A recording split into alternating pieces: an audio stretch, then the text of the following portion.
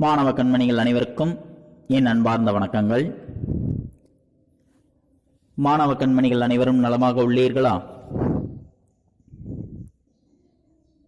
மாணவ கண்மணிகள் தங்களுடைய வழிபாட்டினை கூறிவிட்டீர்களா? நன்றி. நான் ஒரு நல்ல ஆசிரியர். நான் உங்களுக்கு தாயாகவும் தந்தையாகவும் இருந்து முறையாக அன்புடன் கல்வியை போதிப்பேன். நான் ஒரு நல்ல ஆசிரியர். நான் உங்களுக்கு தாயாகவும் தந்தையாகவும் இருந்து முறையாக அன்புடன் கல்வியை போதிப்பேன். நான் ஒரு நல்ல ஆசிரியர். நான் உங்களுக்கு தாயாகவும் தந்தையாகவும் இருந்து முறையாக அன்புடன் கல்வியை போதிப்பேன்.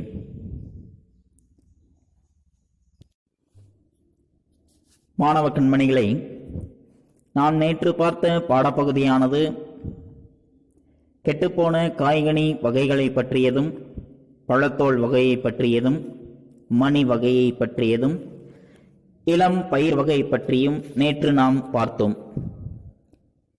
மாணவ கண்மணிகள் தங்களுடைய பாட புத்தகத்தை எடுத்துக்கொண்டீர்களா?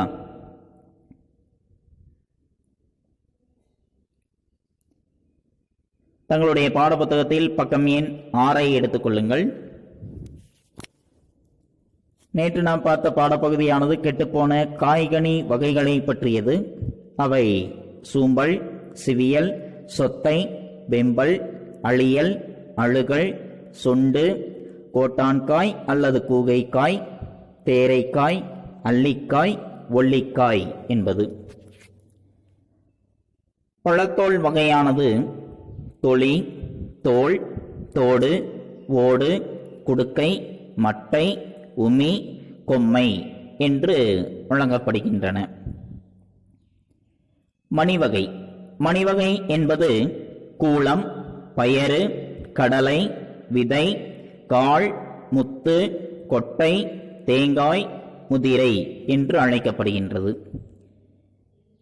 தாவரங்களின் இளம் பருவத்திற்கு வழங்கக்கூடிய சொற்களானது நாற்று, கன்று, குருத்து, பிள்ளை, குட்டி, மடலி அல்லது வடலி, பைங்கோல் என்று வழங்கப்படுகின்றன.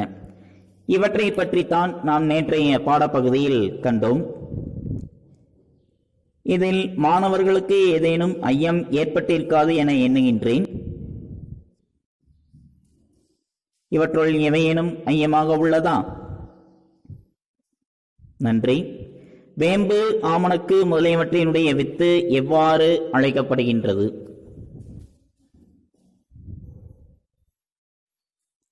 முத்து. நன்று.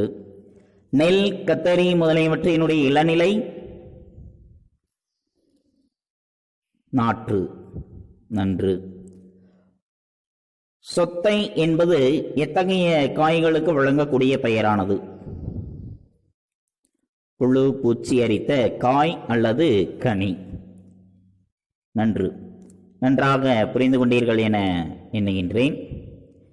அடுத்து நாம் பார்க்கக்கூடிய பாடப்பகுதியானது பக்கம் எண் 7 எடுத்துக்கொள்ளுங்கள். எங்களுடைய பாடப்புத்தகத்தில் பக்கம் எண் 7 எடுத்துவிட்டீர்களா? நன்றி. மாணவ கண்மணிகளே, நாம் இதற்கு முன்பு பார்த்த நம்முடைய தமிழ் சொல் வகையானது அடிவகையாகட்டும், கிளை பிரிவுகளாகட்டும், காய்ந்த அடியும் கிளையும் பெயர் பெறுதலாகட்டும், இலை வகையாகட்டும், கொழுந்து வகையாகட்டும், பூவினுடைய நிலைகளாகட்டும், பிஞ்சு வகைகளாக இருந்தாலும் சரி, குலை வகை, கெட்டுப்போன காய்கனி வகை, பழத்தோல் வகை, மணி வகை, இளம் பயிர் வகை என்று பல வகைகளை பற்றி நாம் பார்த்தோம்.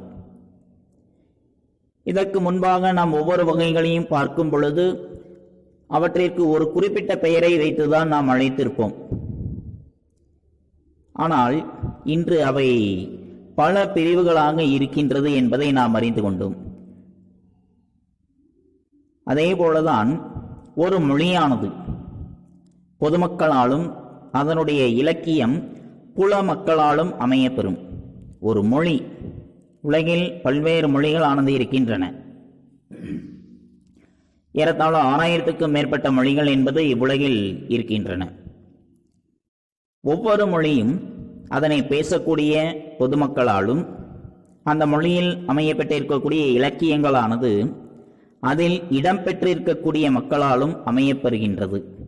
புலம் என்றால் இடம். மாணவர்கள் தங்களுடைய எழுதுகோலை எடுத்து புலமக்களாலும் என்று இருக்கக்கூடிய பகுதியில் புலம் என்றால் இடம் என்று எழுதிக் கொள்ளுங்கள். தமிழ் பொதுமக்கள் உயர்ந்த பகுத்தறிவு உடையவர்கள். தமிழர்கள் மிக உயர்ந்த பகுத்தறிவினை கொண்டிருப்பவர்கள். தமிழில் எத்தனையோ ஆராய்ச்சிகள் இன்றைய காலகட்டத்தில் நடந்து வருகின்றது. இருந்தாலும் ஆங்கில மொழியானது பிற மொழியினின்று கடன் கொண்ட ஆங்கில மொழி மற்ற மொழிகளினுடைய துணையில்லாமல் ஆங்கிலத்தினால் இயங்க முடியாது. பிற மொழிகளில் இருந்து சொற்களை கடன் வாங்கிக் கொண்டுதான் ஆங்கிலமானது இயங்கிக் கொண்டிருக்கின்றது.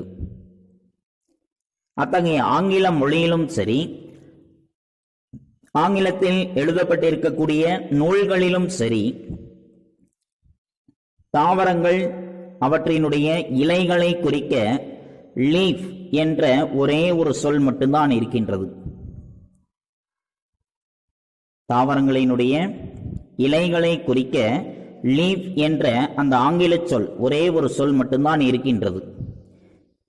இது பல தாவரங்களை எடுத்துக்கொண்டாலும் சரி, எல்லா விதமான தாவரங்களுக்கும் இலையை குறிக்கக்கூடிய ஒரே ஒரு சொல் ஆங்கிலத்தில் இருக்கின்றது என்றால் அது லீஃப் என்பது மட்டும்தான். அதேபோல் நம்முடைய தமிழ் மொழியில் தாள்களினுடைய வன்மை மென்மை, அந்த தாள்களினுடைய வன்மை எத்தகைய வலிமை வாய்ந்ததாக இருக்கின்றது, அதனுடைய மென்மை எத்தகைய மிருதுவான தன்மை உடையது. வன்மை என்றால் வலிமை. மாணவர்கள் தங்களுடைய எழுதுகோலை எடுத்து அதனுள் வன்மை என்பதற்கு வலிமை என்று பொருளை எழுதிக் கொள்ளுங்கள். மென்மை என்பதற்கு மிருது தன்மை, மிருதுவான தன்மை, மிக மென்மையானதாக இருப்பது. இவை இரண்டையும் வைத்து வலிமை வாய்ந்தது, மிகவும் மென்மையானது. இந்த இரண்டினையும் வைத்து அந்த இலைகளுக்கு, தங்களுடைய தாவரங்களில் இருக்கக்கூடிய இலைகளுக்கு தாள், இலை, தோகை, ஓலை என்று பாகுபாடு செய்திருக்கின்றார்கள். இந்த பாகுபாடானது அந்த இலைகளினுடைய வன்மை மென்மை இந்த இரண்டினையும் வைத்து தமிழர்கள் பாகுபாடு செய்திருக்கின்றார்கள். இத்தகைய பாகுபாடு என்பது இதற்கு முன்பே இருந்த பல தாவரங்களினுடைய உறுப்புகளுக்கும் இருக்கின்றது என்பதை பற்றி நாம் தெளிவாக அறிந்து கொண்டிருக்கின்றோம். இத்தகைய சிறப்பு வாய்ந்த ஒரு மொழி என்றால் அது நம்முடைய தாய்மொழியாகிய தமிழ் மொழி மட்டும்தான். ஆங்கிலத்தில் கூட இத்தகைய பாகுபாடு கிடையாது. வேறு எம்மொழியிலும் இத்தகைய பாகுபாடு இல்லை. இத்தகைய சிறப்பு வாய்ந்ததாக இருக்கக்கூடிய ஒரே ஒரு மொழி நம்முடைய தாய்மொழியாகிய தமிழ் மொழி மட்டும்தான். தமிழ்நாடு, நாம் வாழக்கூடிய நம்முடைய நாடு, தமிழ்நாடானது எத்தகைய பொருள் வளங்கள் உடையது என்பதை அந்நாட்டில் விளையக்கூடிய விளைபொருள்களினுடைய வகைகளை கொண்டே நாம் அறியலாம். நம்முடைய நாட்டில் எத்தகைய பொருள்களானது விளைகின்றன, எத்தகைய செல்வம் நிறைந்த நாடாக இருக்கின்றது என்பதனை நம் நாட்டில் விளையக்கூடிய பொருள்களினுடைய தன்மைகளை வைத்தே நாம் அறிந்து கொள்ளலாம். ஆனால் பிற நாடுகளில் அத்தகைய கூளங்கள், கூளம் என்றால் தானியங்கள், பிற நாடுகளில் விளையக்கூடிய தானியங்கள், பிற மாநிலங்களில் விளையக்கூடிய தானியங்களினுடைய வகைகளானது கனவாக இருக்கின்றன. ஒரு சில வகைகள் மட்டும்தான் அவற்றுள் இருக்கும்.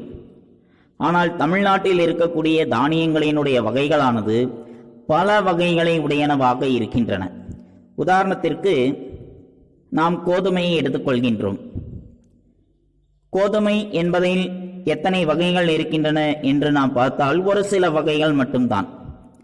அதிலும் குறிப்பாக சம்பா கோதுமை, குண்டு கோதுமை, பார்கோதுமை என்று ஒரு சில வகைகள் மட்டும்தான் கோதுமைகளில் இருக்கின்றன. நம் தமிழ்நாட்டில் உள்ள நெல்லின் வகைகளோ பல வகைப்பட்டனவாக இருக்கின்றன. கோதுமையினுடைய வகைகள் ஒரு சில வகைகள் உடையதாகத்தான் இருக்கின்றன என்பதை பற்றி நாம் முந்தைய படத்தில் பார்த்தோம்.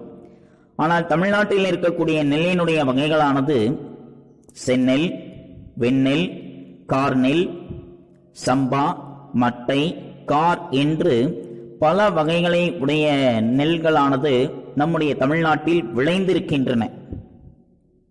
இப்பொழுது இல்லை. இப்பொழுது ஒரு சில நெல் வகைகள் மட்டும்தான் விளைகின்றது.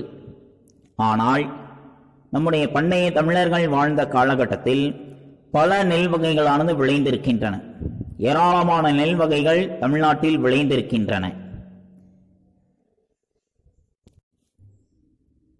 அதிலும் குறிப்பாக சம்பா என்ற நெல் வகையில் பல வகைகளானது இருக்கின்றன. அவை ஆவிரம்பூச் சம்பா, ஆம்பன் சம்பா, குண்டுச் சம்பா, குதிரைவாளி சம்பா, சிறுமணிச் சம்பா, சீரகச் சம்பா, கருடன் சம்பா, தங்கச் சம்பா, குண்டுச் சம்பா என்று 60 உள்வகைகளை உடையது சம்பா என்ற நெல் வகையானது. சம்பா என்ற நெல் வகையில் மட்டுமே 60 வகைகளானது இருக்கின்றன.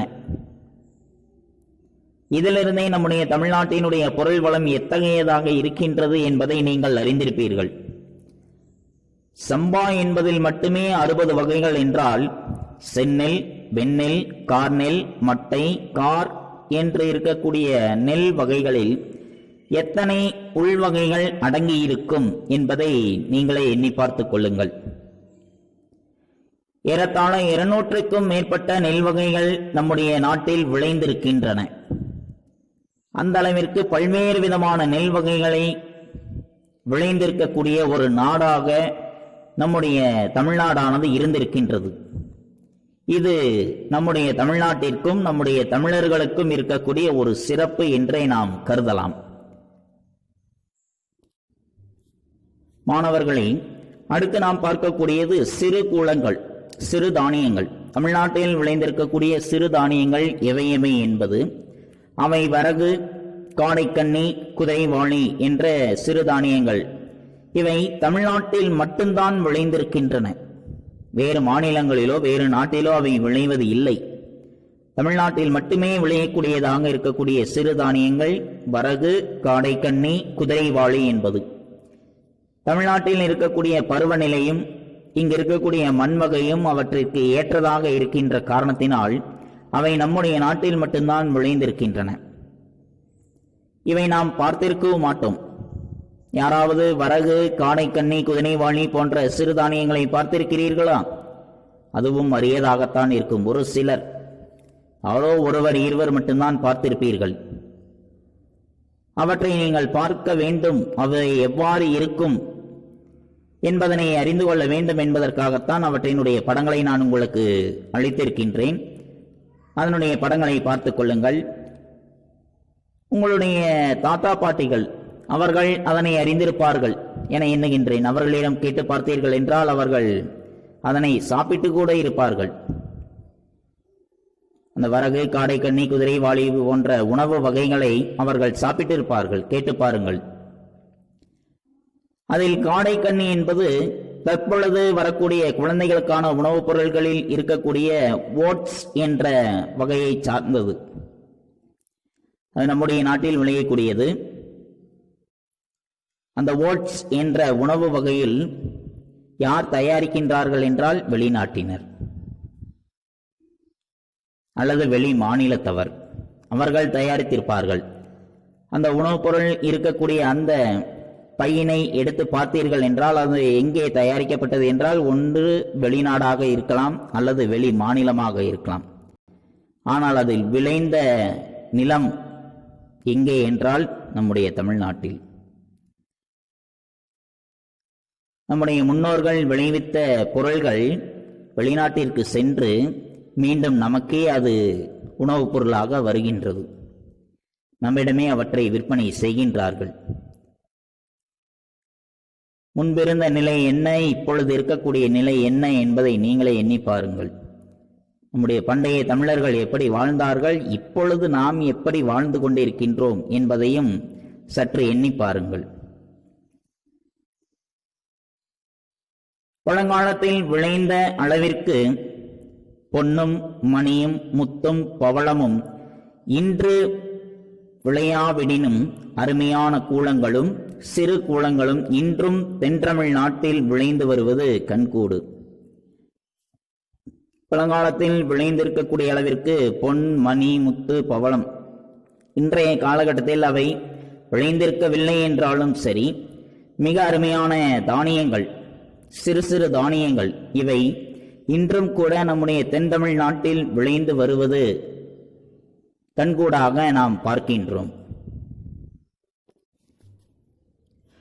ஒரு நாட்டு வளத்திற்கு தக்கபடியே அந்நாட்டு மக்களின் அறிவொழுக்கங்களும் அமைந்திருக்கும் என்று குறிப்பிட்டிருக்கின்றார்கள். ஒரு நாடு எத்தகைய வளமுடையதாக இருக்கின்றது என்பதை பொறுத்தே அந்நாட்டில் இருக்கக்கூடிய மக்களின் அறிவொழுக்கங்களும் அமைந்திருக்கும்.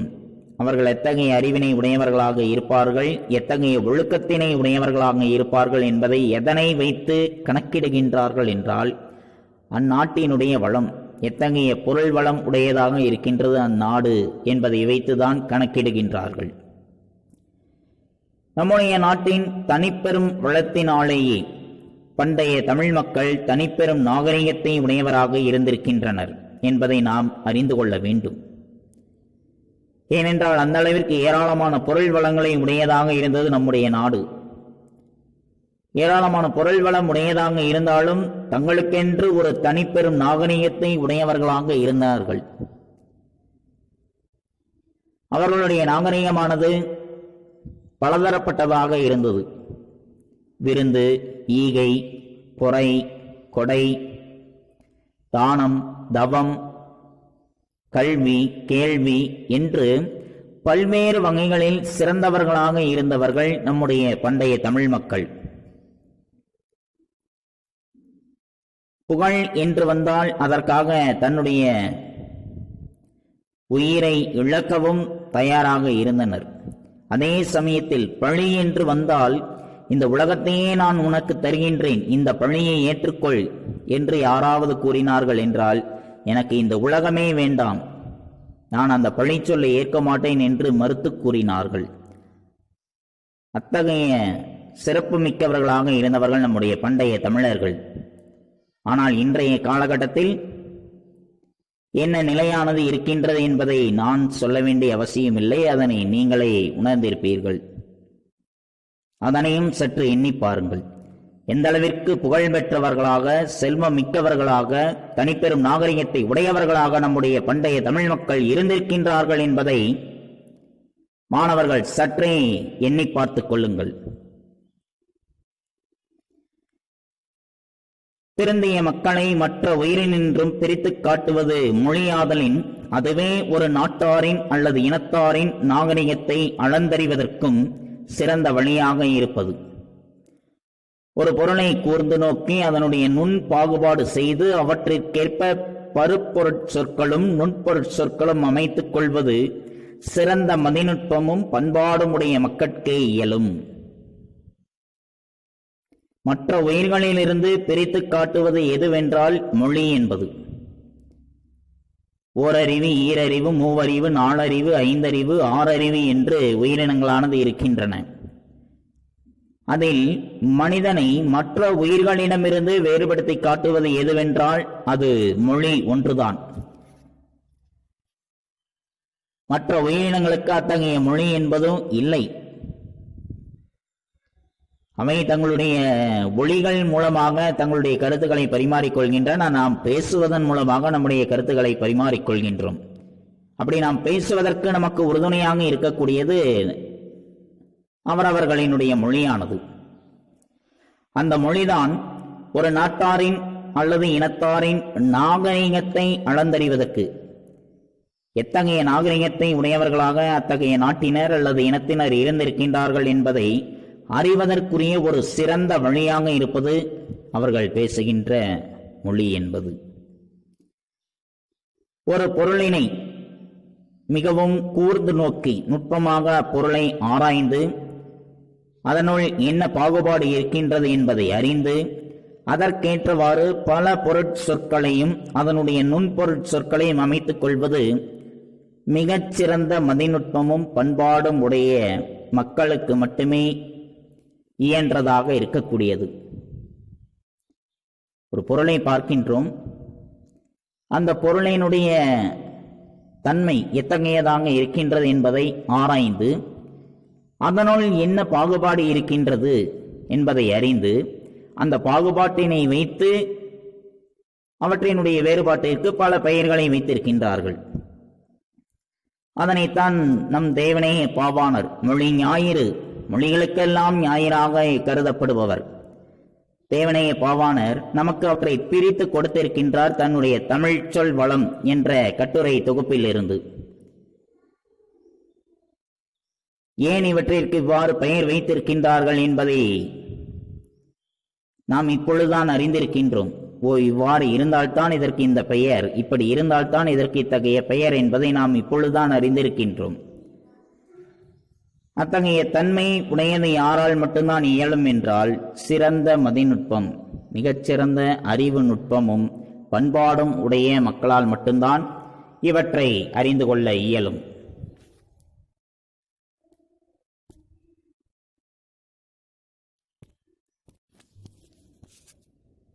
உலகிலேயே ஒரு மொழிக்காக உலக மாநாடு நடத்திய முதல் நாடு எதுவென்றால் அது மலேசியா.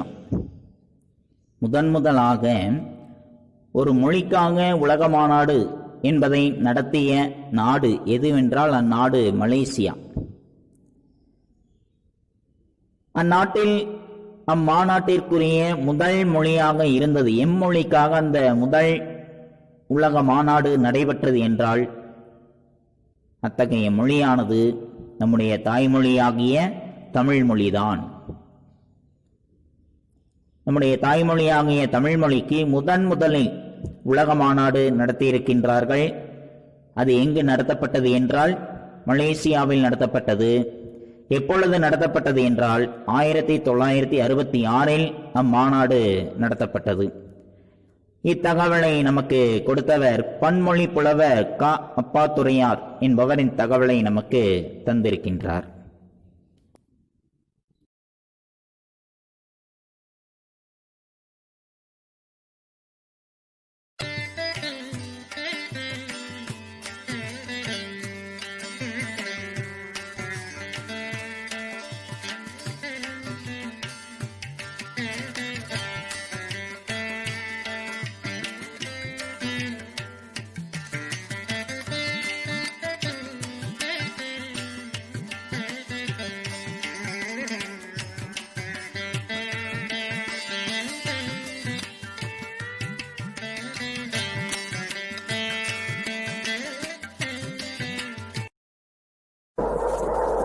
மதிப்புமிக்க இந்திய குடியரசுத் தலைவர் அவர்களே, தமிழகத்தினுடைய ஆளுநர் அவர்களே, அமைச்சர் பெருமக்களே, முன்னாள் முதலமைச்சர் சத்தியவத்சலார் அவர்களே, அகில இந்திய காங்கிரஸ் தலைவர் காமராஜர் அவர்களே, பெரியோர்களே, தாய்மார்களே, நண்பர்களே, உலகத்திலே பல்வேறு நாடுகளில் தமிழ் மொழி ஆராய்ச்சியிலே வல்லவர்களும் தமிழ் வரலாற்று நுணுக்கங்களை அறிந்திருக்கின்றவர்களுமான பெருமக்கள், பல்கலைக்கழகங்களிலே பணியாற்றுகின்ற பேராசிரியர்கள் நாளைய தினம் முதற்கொண்டு இங்கே அவர்கள் கருத்தரங்கத்தை நடத்தி அந்த கருத்தரங்கத்தின் வாயிலாக நம்முடைய தமிழ் மொழியினுடைய நுணுக்கங்களையும் அருமை பெருமைகளையும் தமிழ் மொழிக்கும் உலகத்திலே உள்ள மற்ற மொழிகளுக்கு உள்ள தொடர்புகளை பற்றியும் பிற மொழிகளுக்கெல்லாம்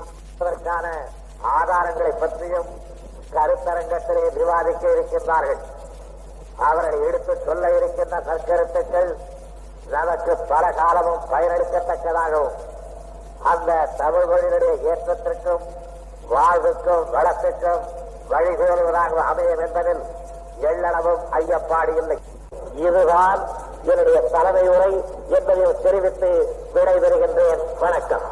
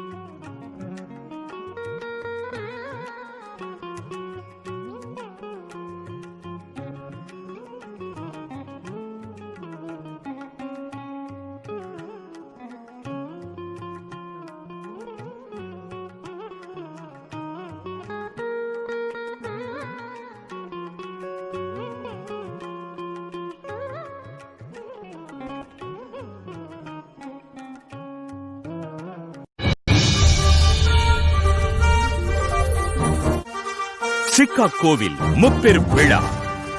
தயாராகுவோம் தமிழர்களே.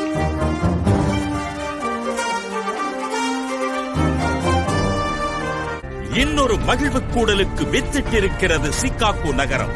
இந்த முறை தமிழர்கள் ஒன்று கூடும் மாநாடு.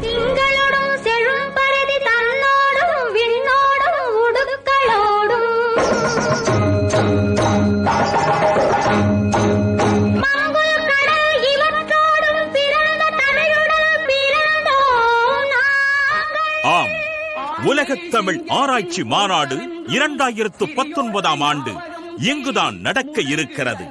அமெரிக்க வல்லரசில் நடைபெறும் முதல் தமிழ் மாநாடு.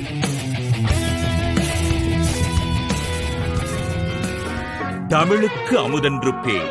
அந்த தமிழ் இன்பத் தமிழ் எங்கள் உயிருக்கு நேர் என மொழி மீது பாசம் காட்டும் மக்கள் கூட்டத்தின் மாநாடு. அந்த தமிழ் இன்பத் தமிழ் எங்கள் உயிருக்கு நேர், உயிருக்கு நேர். தமிழ் தொன்மையான மொழி என்பதால் தமிழ் பற்றிய ஆராய்ச்சி மாநாடுகள் நடந்து கொண்டே இருக்கின்றன.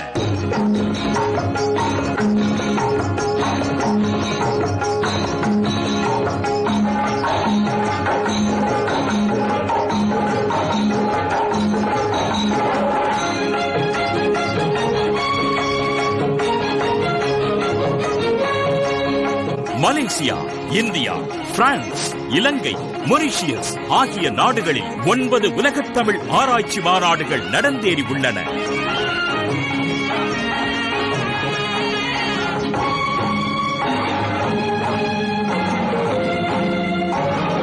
பத்தாவது மாநாடு சிக்காகோ நகரத்தில் முப்பெரும் விழாவாக நடைபெற இருக்கிறது. முத்தமிழ், முக்கணி, மூவேந்தர் வரிசையில் 3 விழாக்கள். 2019 ஆண்டு சிக்காகோவில் ஜூலை 3-4 தேதிகளில் 10வது உலகத் தமிழ் ஆராய்ச்சி மாநாடு, ஜூலை 5-6 தேதிகளில் சிக்காகோ தமிழ்ச் சங்கத்தின் 50வது ஆண்டு விழா, வட அமெரிக்க தமிழ்ச் சங்கங்கள் பேரவையின் 32ஆம் ஆண்டு விழா. 3 விழாக்கள் 2019 ஜூலையில் சிறப்பு பெற இருக்கிறது சிக்காகோ. தமிழறிஞர்கள், பேராசிரியர்கள், முனைவர்கள், எழுத்தாளர்கள், தொல்லியல் ஆய்வாளர்களின் ஒன்று கூடல், ஆய்வு கட்டுரைகள் தாக்கல் செய்தல், ஆராய்ச்சி முடிவுகள் வெளியிடுதல், உலக பல்கலைக்கழகங்களில் தமிழ் இருக்கைகள் ஏற்படுத்துதல், தமிழின் வேர்களை தேடுதல், தொல்லியல் வேலைகளை துரிதம் செய்தல் என ஏராளமான பணிகள் நடக்க இருக்கின்றன. வாருங்கள் தமிழர்களே.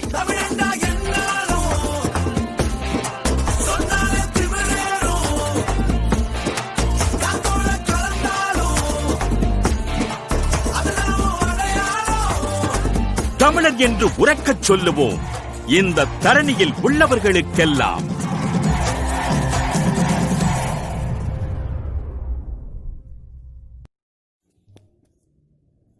மாணவ கண்மணிகளை, இதுகாரும் தமிழ் மொழியினுடைய சிறப்பை பற்றி, தமிழுக்கு இருக்கக்கூடிய சொல் வளத்தை பற்றி தேவனைய பாவாணர் கொடுத்திருக்கக்கூடிய கட்டுரை வாயிலாக அறிந்து கொண்டிருப்பீர்கள். தமிழ் மொழியில் ஒவ்வொரு வகைக்கும் எத்தகைய பெயர்களானது இருக்கின்றது என்பதை நாம் இன்றுதான் அறிந்து கொண்டிருக்கின்றோம். அந்த அளவிற்கு ஏராளமான சொல் வளங்களை உடையது நம்முடைய தாய்மொழியாகிய தமிழ் மொழியானது. அத்தகைய தாய்மொழியாக இருக்கக்கூடிய நம்முடைய தமிழ் மொழிக்கு நாம் எத்தகைய சிறப்பினை ஏற்படுத்தி தர வேண்டும் என்பதனை சற்று உணர்ந்து கொள்ளுங்கள். நம்முடைய தமிழ் மொழியானது நம்முடைய பண்டைய தமிழர்கள் காலத்தில் எத்தகைய சிறப்பினை உடையதாக இருந்தது என்பதை அறிந்திருப்பீர்கள். இப்பொழுது தமிழ்மொழி எத்தகைய நிலையில் இருக்கின்றது என்பதையும் நீங்கள் உணர்ந்திருப்பீர்கள். இனி எதிர்காலத்தில் தமிழ்மொழியானது எத்தகைய நிலையை அடைய வேண்டும் என்பதை நீங்களே எண்ணி பார்த்துக் கொள்ளுங்கள். நம்முடைய தாய்மொழிக்கு எத்தகைய சிறப்புகளானது இருக்கின்றது, அத்தகைய மொழிக்கு எத்தகைய பெருமையை நாம் தேடித்தர வேண்டும் என்பதனையும் நீங்கள் எண்ணி பார்த்துக் கொள்ளுங்கள். அத்தகைய சிறப்புமிக்க மொழிக்கு ஏன் நீங்கள் பெருமையை தேடித்தர வேண்டும் என்று நான் குறிப்பிடுகின்றேன் என்றால், நீங்கள்தான் எதிர்கால தலைமுறையினர். வருங்கால இந்தியா என்பது நீங்கள்தான். ஆகவே நம்முடைய மொழிக்கு ஒரு சிறந்ததொரு பங்களிப்பினை ஏற்படுத்தி தருவீர்கள் என நான் எண்ணுகின்றேன். நமது மொழியினுடைய சிறப்பை பற்றி உணர்ந்திருப்பீர்கள். நன்றி. அடுத்து நாம் பார்க்கக்கூடிய பகுதியானது பாடப்புத்தகம் படித்தல். பாடப்புத்தகம் படித்தல் என்பது பக்கம் எண் 7. பக்கம் எண் 7 எடுத்துக்கொண்டீர்களா? பக்கம் எண் 7 ஒரு மொழி பொதுமக்களாலும் அதன் இலக்கியம் புலமக்களாலும் அமையப்பெறும் என்பதிலிருந்து ஆரம்பித்து அப்பக்கத்தினுடைய கடைசி வரைக்கும் சிறந்த மதிநுட்பமும் பண்பாடும் உடைய மக்கட்கே இயலும் என்பது வரைக்கும் பாடப்புத்தகம் படித்தல் என்பது. நன்கு வாய்விட்டு படித்து தங்களுடைய படித்தல் பயிற்சியினை மேம்படுத்திக் கொள்ளுங்கள். அடுத்தது வீட்டுப்பாடம். வீட்டுப்பாடம் பக்கம் எண் 20. பக்கம் எண் 20 எடுத்துக்கொண்டீர்களா? பக்கம் எண் 20 இருக்கக்கூடிய நெடுவினா, இரண்டாவது நெடுவினா, தமிழின் சொல்வளம் பற்றியும் புதிய சொல்லாக்கத்திற்கான தேவை குறித்தும் தமிழ் மன்றத்தில் பேசுவதற்கான உரைக்குறிப்புகளை எழுதுக என்பது. தமிழின் சொல்வளம் பற்றியும் புதிய சொல்லாக்கத்திற்கான தேவை குறித்தும் தமிழ் மன்றத்தில் பேசுவதற்கான உரைக்குறிப்புகளை எழுதுக என்ற வினா.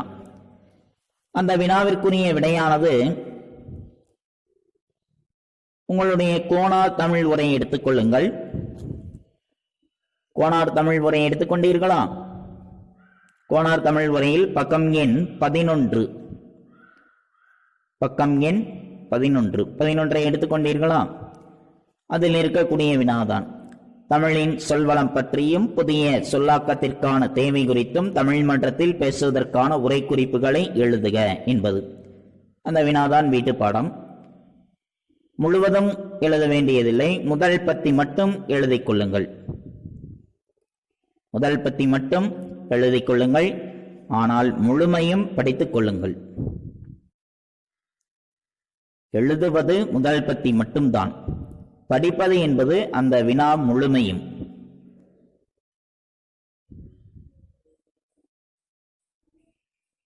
நன்றாக புரிந்ததா? எழுதுவது முதல் பத்தி மட்டும், படிப்பது அந்த பக்கம் முழுமையும்.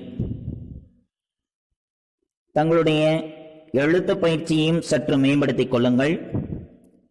அடித்தல் திருத்தல் இன்றி தெளிவாக எழுதுங்கள். தங்களுடைய கையெழுத்து பயிற்சியினை சற்று மேம்படுத்திக் கொள்ளுங்கள். தினசரி தவறாது தேதியை குறிப்பிட்டு எழுதுங்கள். அன்றைய வீட்டு பாடத்தை அன்றே செய்து முடிப்பது நன்று.